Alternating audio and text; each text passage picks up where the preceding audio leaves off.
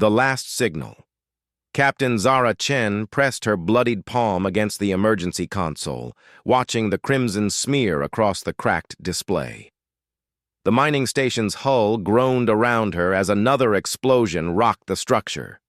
Through the viewport, she could see the sleek predator ships of the Kithara Syndicate circling like vultures, their plasma cannons charging for another devastating volley. "Communications are still down," reported her chief engineer, Marcus Webb, his voice strained as he crawled out from beneath a collapsed support beam. "The quantum relay took a direct hit in the first wave." Zara cursed under her breath. Kepler Station had been humanity's most remote outpost, positioned near the edge of known space to harvest rare minerals from the asteroid field. Its isolation had made it valuable for mining operations, but now that same isolation meant no one would know they were under attack until it was far too late. The Kithara had emerged from hyperspace without warning, their ships materializing like nightmares from the void. They were notorious throughout the galaxy as raiders and slavers, taking what they wanted and leaving only destruction in their wake. Their reptilian forms and advanced technology had made them the terror of countless worlds. "How many crew members are still alive?" Zara asked, helping Marcus to his feet. 43 confirmed, scattered across the station. The attack caught us completely off guard during shift change." Marcus wiped blood from a gash on his forehead. "The Kithara aren't taking prisoners this time. They're just killing everyone." Through the station's internal monitors, Zara could see the carnage. Kithara boarding parties moved through the corridors like death itself, their energy weapons cutting down anyone they encountered. These weren't the usual raids for slaves or resources. This was something else entirely. "Captain, I'm getting something on the emergency band," called out Lieutenant Sarah Kim from the backup communication station. "It's weak, but there's a signal." Zara rushed over, hope flaring in her chest. "Can you boost it? Get a message out?" Sarah's fingers flew across the controls, her face illuminated by the flickering displays. "I can try to route power from the backup generators, but it'll only give us one shot. Maybe 30 seconds of transmission time before the Kithara detect it and shut us down permanently." "Do it," Zara ordered without hesitation. "Send out a general distress signal on all frequencies." As Sarah worked, the station shuddered again under enemy fire. Emergency lighting cast eerie red shadows across the command center, and the acrid smell of burning circuits filled the air. In the distance, they could hear the distinctive whine of Kithara energy weapons and the screams of their fellow crew members. "Power rerouting complete," Sarah announced. "We have transmission capability, but Captain, even if someone receives our signal, we're 3 days from the nearest human colony. No one can reach us in time." Zara stared at the communications panel, her mind racing. 3 days might as well be 3 years. The Kithara would finish their slaughter within hours, not days. But something inside her refused to give up. These monsters had attacked without provocation, had murdered her crew, her friends, her family. If she was going to die, she would make sure the galaxy knew what happened here. "Open the channel," she commanded. The console chirped, indicating an active transmission. Zara took a deep breath, knowing these might be her last words, and began to speak into the void. "This is Captain Zara Chen of Kepler Mining Station, transmitting emergency distress signal on all frequencies.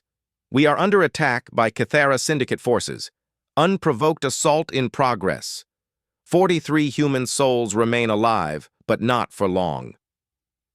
They're hunting us through our own home." An explosion somewhere in the station's lower levels sent vibrations through the floor. Zara gripped the console tighter and continued. "The Kithara showed no mercy. They destroyed our defenses, cut our communications, and began systematic execution of our crew. This is not a raid. This is genocide. If anyone receives this transmission, know that we fought. Know that we died as humans, unbowed and unbroken." "Captain," Marcus whispered urgently, "Kithara boarding party approaching our sector. Zara could hear them now, the heavy footsteps of the aliens echoing through the corridors. Their guttural voices carried an alien malice that chilled her to the bone. She had perhaps seconds left. To whoever hears this message, this is our SOS. We call upon anyone with honor, with conscience, with the will to stop these butchers. Kepler Station, Sector 7, Grid Reference Tango 44. Avenge us. Make them pay for what they've done here. The transmission cut out as the communications array finally died, leaving only static. Sarah looked up with tears in her eyes. Signal transmitted, Captain. Someone out there heard us. The command center doors exploded inward in a shower of sparks and twisted metal. Cathara warriors poured through the breach, their scaled bodies gleaming under the emergency lights, energy rifles raised and ready. Their leader, a massive creature with scarred hide and cruel yellow eyes, surveyed the remaining humans with obvious satisfaction. "More survivors!" the Cathara commander hissed in broken standard. "Good! The hunt grows boring when prey dies too quickly." Zara stepped forward, placing herself between the aliens and her crew. "I'm the station commander. These people are under my protection." The Cathara leader laughed, a sound like breaking glass. "Protection? You mammals understand nothing. You are soft, weak, divided. Your species spreads across the galaxy like a disease, claiming worlds that belong to the strong. Today, we begin teaching you the price of your arrogance." "Why?" Zara demanded. "We've done nothing to your people. This station poses no threat to the Syndicate." "Because you exist," the commander replied simply. "Because your kind dares to reach for the stars when you should crawl in the dirt of your birth world. Because the galaxy will be cleaner when the last human breath has been silenced forever." The revelation hit Zara like a physical blow. This wasn't random piracy or territorial expansion. This was the beginning of something much worse, a planned extermination campaign against humanity itself. And Kepler Station was just the first target. "You made one mistake," Zara said quietly. The Cathara commander tilted his reptilian head. "What is that, pray?" "You let us send our message." Before the alien could respond, Zara lunged forward, grabbing a plasma torch from Marcus's tool belt. She ignited it and drove the superheated beam toward the commander's throat. The Cathara moved with inhuman speed, backhanding her across the command center. She struck the far wall with bone-crushing force and slumped to the floor, blood trickling from her mouth. "Brave for prey," the commander noted with amusement. "But pointless. Your message will reach only empty space. No one will come for you. No one will avenge you. You will simply disappear, and the galaxy will forget you ever existed." As consciousness faded, Zara managed one last defiant smile. "You don't know humans very well." The commander raised his weapon, preparing to end her life, when a subordinate rushed into the command center. The junior Cathara spoke rapidly in their native tongue, clearly agitated. The commander's expression shifted from amusement to confusion, then to something that might have been concern. "Impossible," he hissed in standard. "Run the scan again." But Zara Chen, daughter of Earth, defender of humanity, captain of Kepler Station, had already slipped into unconsciousness, her duty complete. Somewhere in the vast darkness of space, her message raced outward at the speed of light, carrying with it humanity's cry for justice. The hunt for humans had begun, but as the Cathara would soon discover, some prey bite back, and when they do, the bite can be fatal. The Galactic Council's dismissal. The signal from Kepler Station reached the Galactic Council's monitoring station on Nexus Prime exactly 73 hours after transmission. Chief Communications Officer Veltar of the Zephyrian Collective barely glanced at the readout before filing it under minor incident reports, with thousands of other routine distress calls. The Galactic Council chambers buzzed with the usual political chatter as representatives from dozens of species conducted their daily business. Trade disputes, Territorial negotiations and resource allocation dominated the agenda. The massive amphitheater, carved from a single crystalline formation, housed beings from across known space, their various forms creating a bizarre tapestry of galactic civilization. High Chancellor Mordoon of the Hegemony called for order with his ceremonial staff, the sound echoing through the chamber. The Council recognizes Ambassador Kreltak of the Kithara Syndicate. A murmur rippled through the assembly as the Kithara representative rose from his designated section. The reptilian being's scaled hide gleamed under the chamber's artificial lighting, and his predatory smile revealed rows of razor-sharp teeth. Unlike most syndicate members, Kreltak had learned the art of political manipulation to perfection. "Honored Chancellor, esteemed colleagues," Kreltak began, his voice carrying the practiced smoothness of a seasoned diplomat. "I come before this assembly today to address certain allegations that have been circulating regarding my people's recent activities." Ambassador Talara of the Andromedan Federation leaned forward in her floating mobility unit. Her species' ethereal, energy-based forms allowed them to see across multiple dimensional planes simultaneously, making them excellent mediators.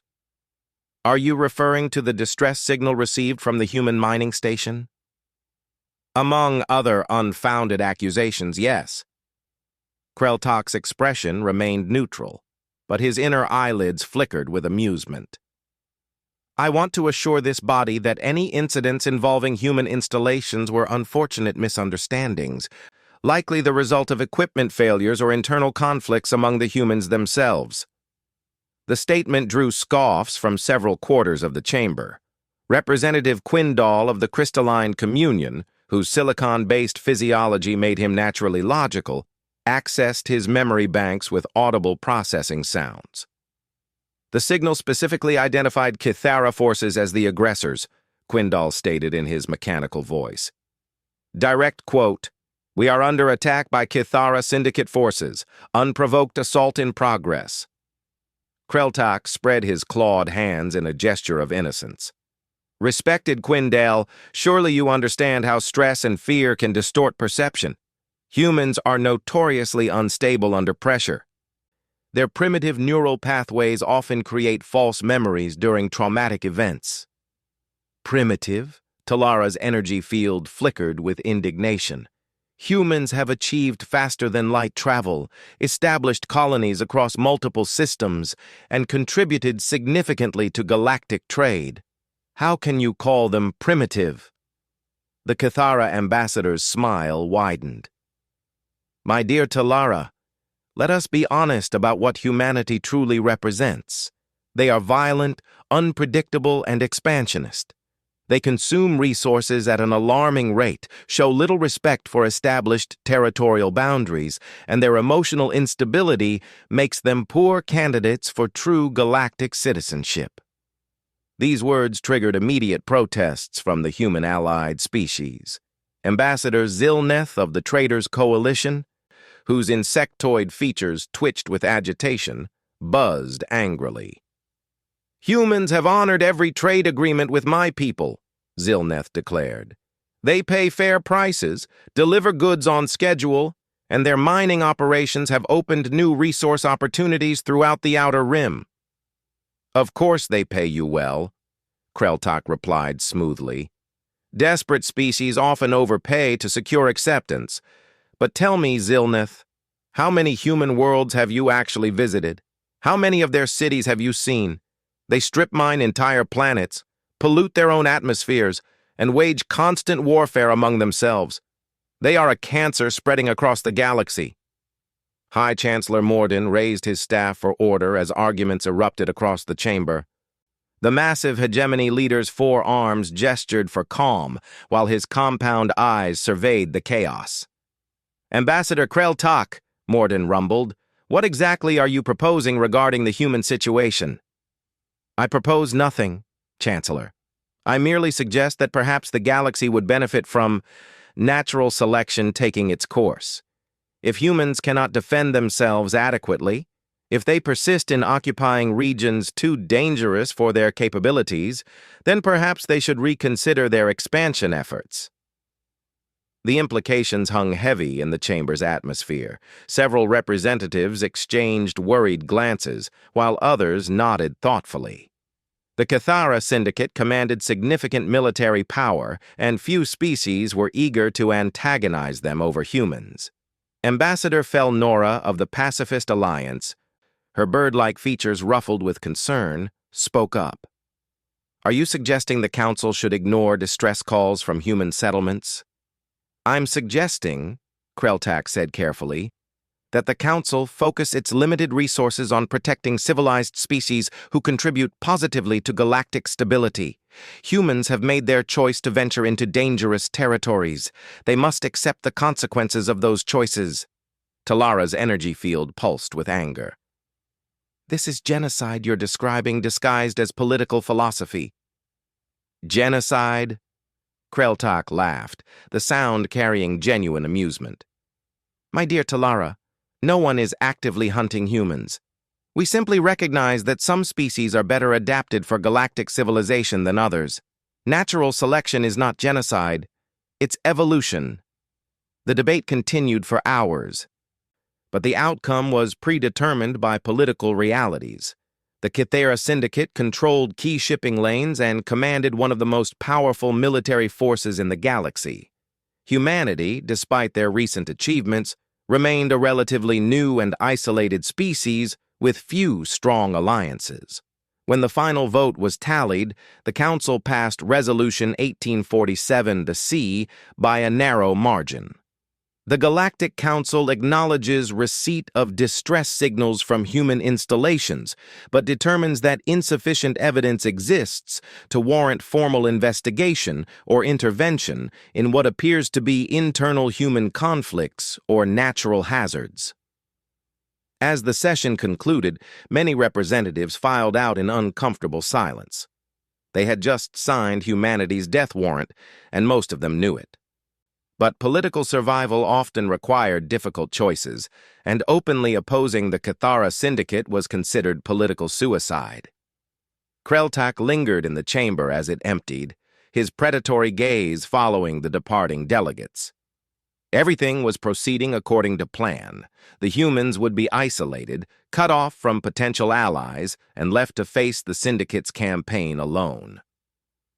"Enjoying your victory?" a voice asked from behind him. Kreltak turned to find Ambassador Talara hovering nearby, her energy form crackling with suppressed emotion. "Victory implies there was a competition," he replied casually. "This was simply pest control policy." "You're making a mistake," Talara warned. "Humans may seem primitive to you, but they have qualities your people have never understood. They form bonds that transcend logic. They fight for principles even when fighting is hopeless. And they remember their dead." "Touching," Kreltak mused, "but irrelevant. In 6 months, there will be no humans left to remember anything. The galaxy will adapt to their absence, just as it adapted to their presence." Talara's form shimmered with what might have been sadness. "The Andromedans have long memories, Kreltak. We've seen the rise and fall of countless civilizations. Some species disappear because they cannot adapt. Others disappear because they were eliminated by predators who mistook cunning for wisdom. Are you threatening me, Ambassador? I'm warning you. The humans sent their message for a reason. In all my years observing galactic politics, I've learned one thing about desperate species. They rarely die quietly." Kreltak's laugh echoed through the empty chamber.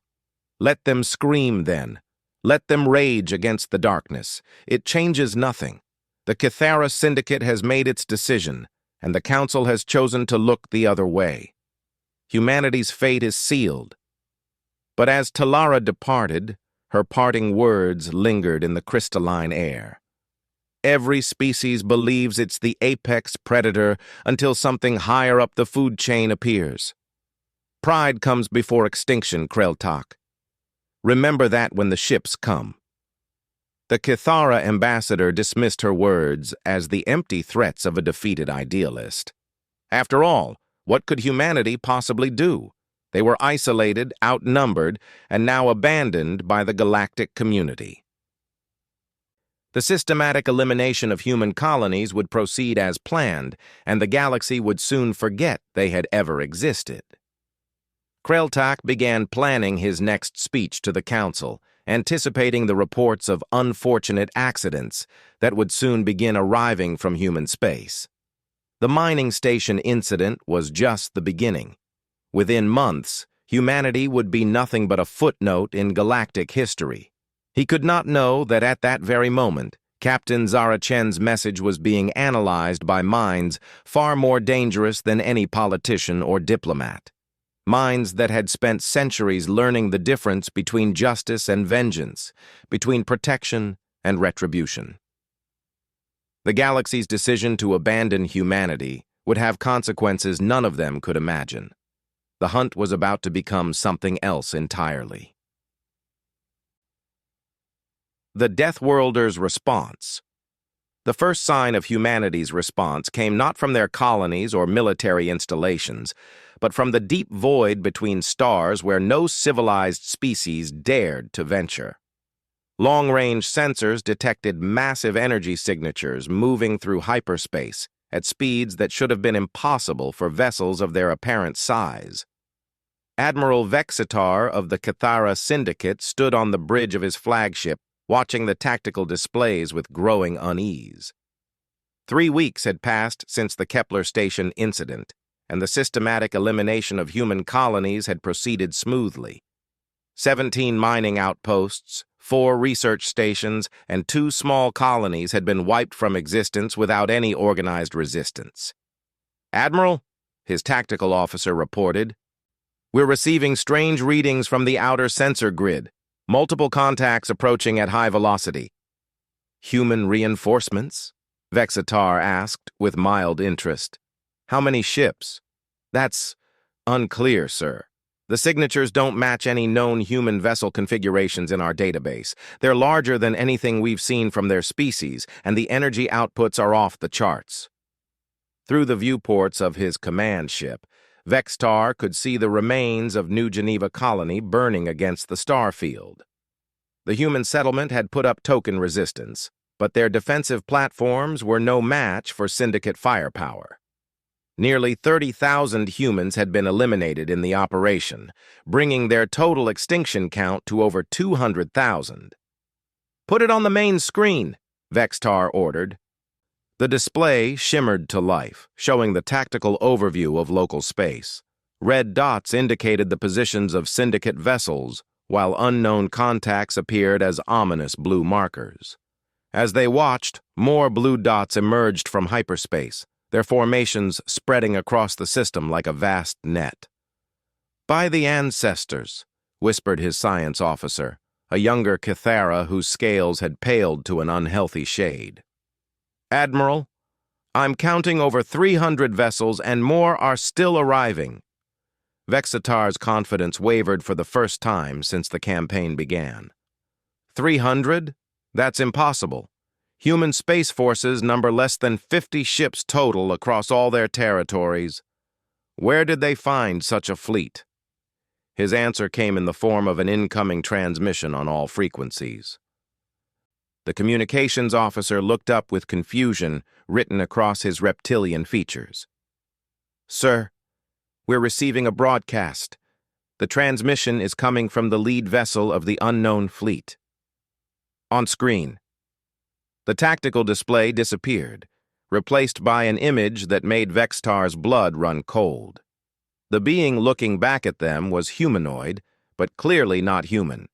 Taller, broader, with skin that seemed to absorb light rather than reflect it.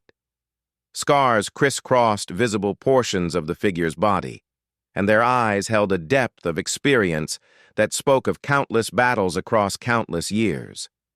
But it was what the being wore that truly terrified the Kithara admiral. The uniform was clearly human in design, bearing the insignia of Earth's Deep Space Defense Force. However, this was no ordinary human military decoration. This was something far older, far more dangerous. "I am Fleet Admiral Marcus Kane, commander of the Terra Defense Consortium," the figure spoke in perfect standard. His voice carried an authority that seemed to make reality itself pause to listen. "Kithara Syndicate vessels, you are ordered to cease all hostile actions immediately and prepare to be boarded." Vextar found his voice after several long seconds. "I don't know what kind of trick this is, but you're speaking to Admiral Vextar of the Syndicate 4th Fleet. We do not recognize your authority, and we will not be intimidated by human theatrics." Kane's expression didn't change, but something in his eyes grew colder. "Admiral Vextar, you and your forces stand accused of genocide against a protected species. The evidence of your crimes has been reviewed by the appropriate authorities, and judgment has been rendered." "Protected species?" Vextar laughed, though the sound held less confidence than he intended. "The Galactic Council has already ruled on this matter. Humans are not under any protection, and their fate is not the concern of civilized species." "The Galactic Council," Kane replied slowly, "consists primarily of species that have never known true adversity. They make their decisions from positions of comfort and safety, negotiating over resources and territories while others do the actual work of survival. Their authority extends only as far as others choose to respect it." The implications of those words sent a chill through the Syndicate bridge crew. Vexatar leaned forward in his command chair. "What are you saying? What authority do you claim?" Kane's smile was not comforting.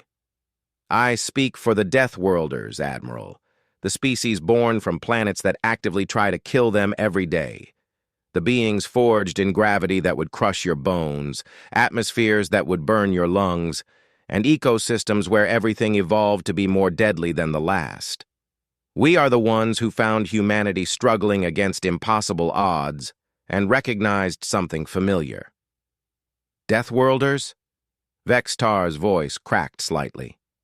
Every spacefaring species had heard whispers of such beings, creatures from the most hostile worlds imaginable who supposedly possessed abilities beyond normal understanding. But they were legends, myths told to explain phenomena that couldn't be otherwise understood. "Let me introduce my fleet, Admiral. The dreadnought to my starboard is commanded by Captain Threx of Corvania Prime, where the gravity is 6 times standard and the atmosphere contains sulfuric acid. The battle cruisers on my port side are crewed by the Vanguard Regiment from Terminus 7, where the electromagnetic storms would fry your ship's computers in seconds."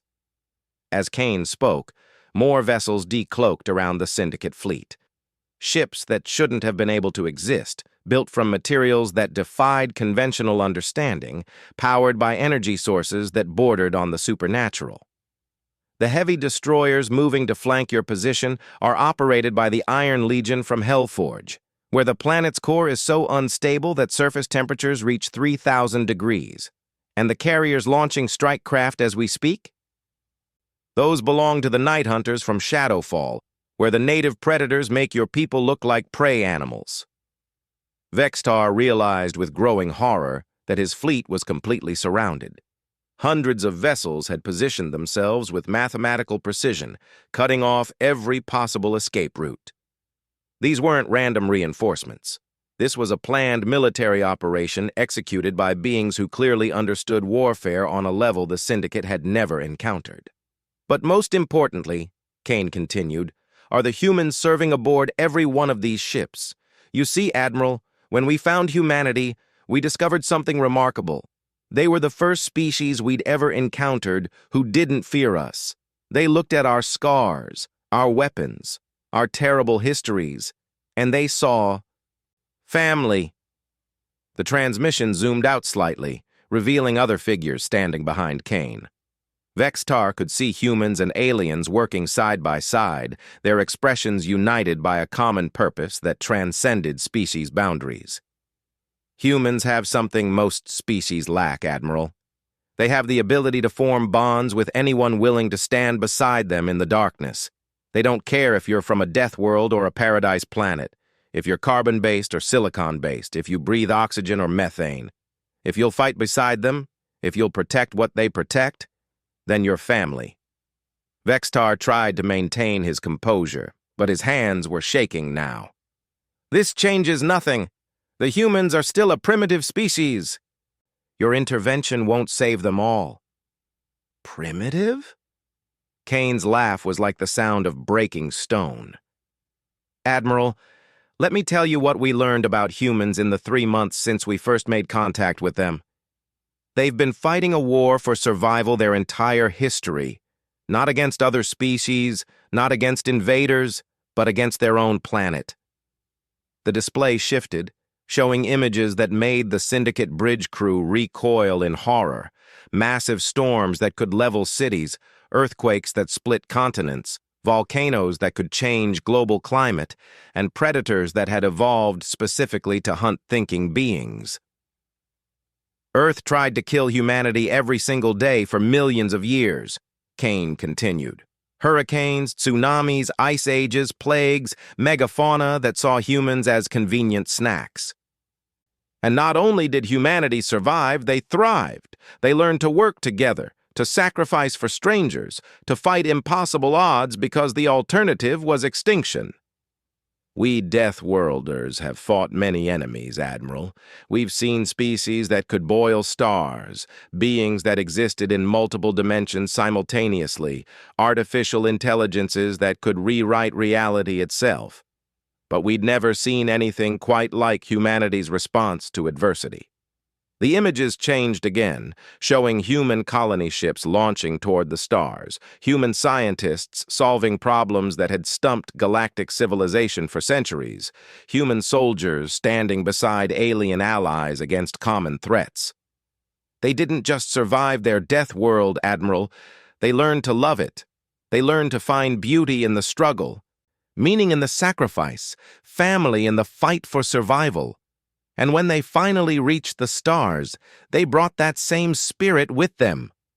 Vextar could see his tactical displays filling with more and more red warnings as targeting systems locked onto every Syndicate vessel. His fleet was powerful enough to destroy most civilizations, but they were facing something beyond conventional warfare. So when your people decided to hunt humans for sport, Kane said, his voice dropping to a whisper that somehow carried more menace than any shout. When you murdered families and children and called it natural selection, when you convinced the galaxy to turn their backs on a species guilty only of being different, you made one critical error. What error?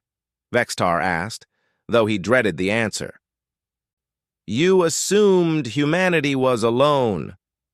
The first salvo from the Deathworlder fleet turned 3 Syndicate heavy cruisers into expanding clouds of superheated plasma. The weapons used weren't standard energy cannons or missile systems. They were devices that seemed to manipulate fundamental forces, turning the target vessels inside out at the molecular level.